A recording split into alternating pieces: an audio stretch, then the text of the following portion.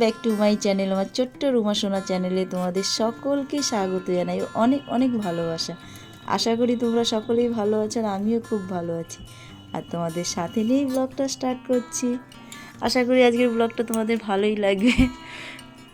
আর সন্ধ্যাবেলায় চলে এসেছি, সন্ধ্যা দিয়ে ঠিয়ে একদম দেখতেই পাচ্ছ গরম গরম একদম মানে পাটিসাপটা পিঠে যাকে বলে সেটাই করছি।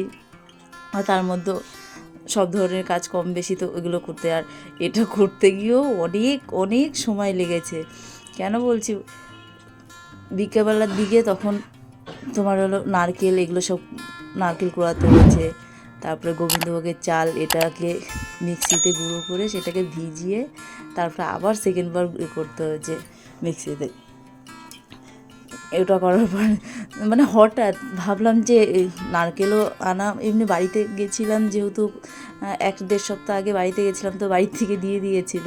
তো ভাবলো নারকেলগুলো থেকেও তো নষ্ট হয়ে যাবে, তো সময় হচ্ছিল না সত্যি কথা বলে। তার মধ্যে শরীর খারাপ ছিল, তো ওই জন্য এগুলো কিছুই করতে পারিনি। তা কী করলাম, এইগুলো করতে গিয়ে সেই বিকেলবেলা এগুলো সব তখন থেকে বসে সব রেডি করছি। রেডি করতে করতে তারপরে সন্ধ্যা পার হয়ে গেল, তারপরে এই রান্না করতে এসেছি। তাই এগুলো যে কোনো কিছু মানে তৈরি করতে প্রচুর সময় লাগে, মানে কি সব গুছিয়ে নিয়ে বেশিক্ষণ লাগে না, কিন্তু গুছাতে গিয়েই সময়টা লাগে। মানে মিক্সিতে চাল গুঁড়ো করা, তারপরে তোমার হলো নারকেল কুড়ানো, এইসব জিনিসগুলো। আর নারকেলের পুরটা করেছিলাম, টোটালটা এলো নারকেল দিয়ে। অনেক সময় ক্ষীরেরও করি। ক্ষীরটা হলো মিষ্টির দোকান থেকে কিনে নিয়ে আসি, এনে তারপরে সেটা দুধে একদম করি।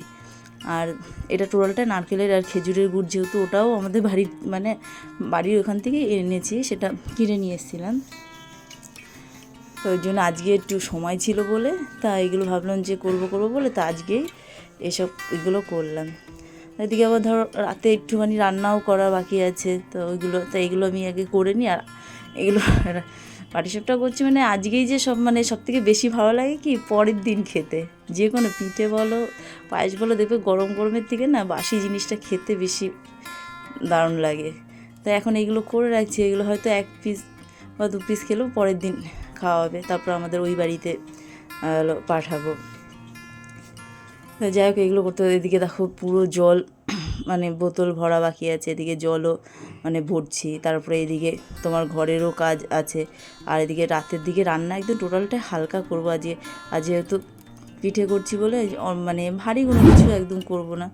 আর ভেবেছিলাম রুটি করব, তো রুটি করব না, অল্প করে একটু চাউমিন করব, রাতের ওটাই খাওয়া যাবে। তো এইগুলো করে তারপরে আবার ওইটা করবো। ওটাও গাজর তোমার ক্যাপসিকাম এগুলো সব কেটে রেখে দিই, বিনস এগুলো সব কেটে সব রেডি করে রেখে দিয়েছি।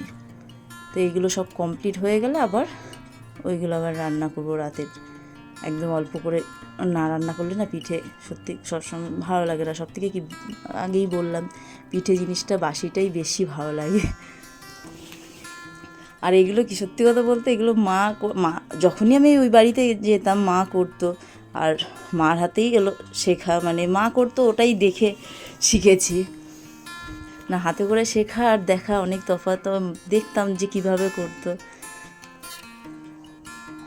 অতটা মায়ের মতন অতটা ভালো পারিনি, মানে মোটামুটি যতটা পেরেছি ততটাই আমি করেছি।